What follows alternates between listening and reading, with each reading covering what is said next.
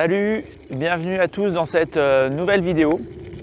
Alors, comme je sais que vous aviez beaucoup aimé la première version d'une vidéo en skate, je vous en fais une seconde, sauf que cette fois-ci on est en pleine nature. On est en pleine nature et puis je triche un peu puisque j'ai pris cette fois-ci un skate électrique.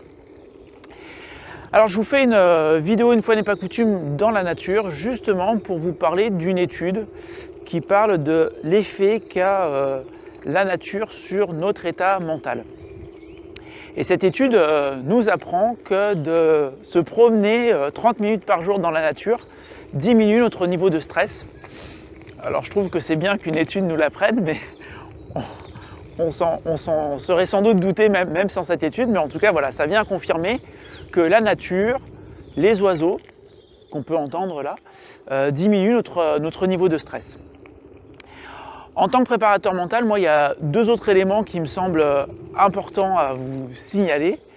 Le premier, c'est que on constate que le simple fait de regarder des photos de nature, des posters dans votre bureau ou des posters sur votre bureau de PC, peuvent vous permettre aussi de vous détendre.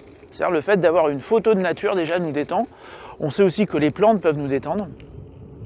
Mais en tant que préparateur mental, moi ce qui m'intéresse encore plus, c'est de vous dire que l'imagerie mentale, c'est-à-dire s'imaginer dans un lieu que vous adorez, peut vous permettre de vous détendre.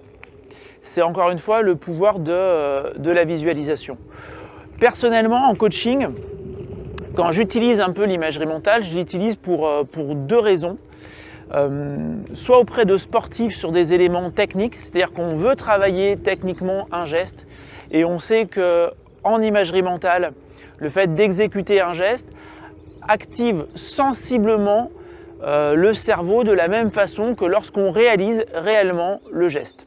Donc c'est un premier point important pour un sportif, pour s'améliorer, pour se perfectionner sans risquer de se blesser, voire pour travailler quand on est blessé, qu'on ne peut pas exécuter réellement un geste sur une intensité max, il peut être très intéressant de le travailler en imagerie mentale.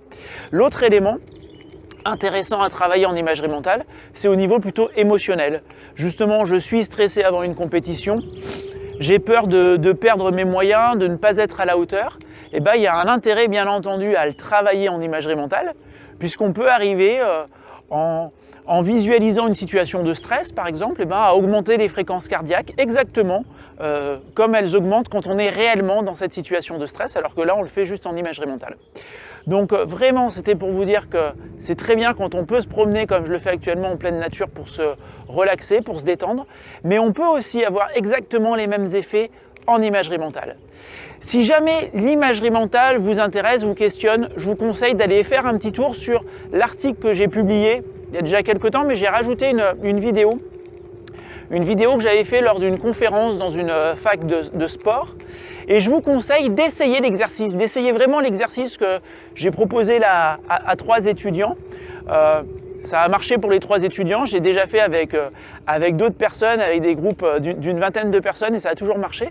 Donc je vous conseille de l'essayer. Derrière votre PC, si vous êtes d'accord, vous allez sur l'article, vous regardez en bas de page et je vous mets une petite vidéo d'un exercice que vous pouvez faire en imagerie mentale. Et puis n'hésitez pas dans les commentaires à me dire si ça a fonctionné avec vous ou pas. Et puis voilà, si vous voulez plus d'infos sur l'imagerie mentale, n'hésitez pas à me poser des questions, je me ferai un plaisir de vous répondre. À bientôt.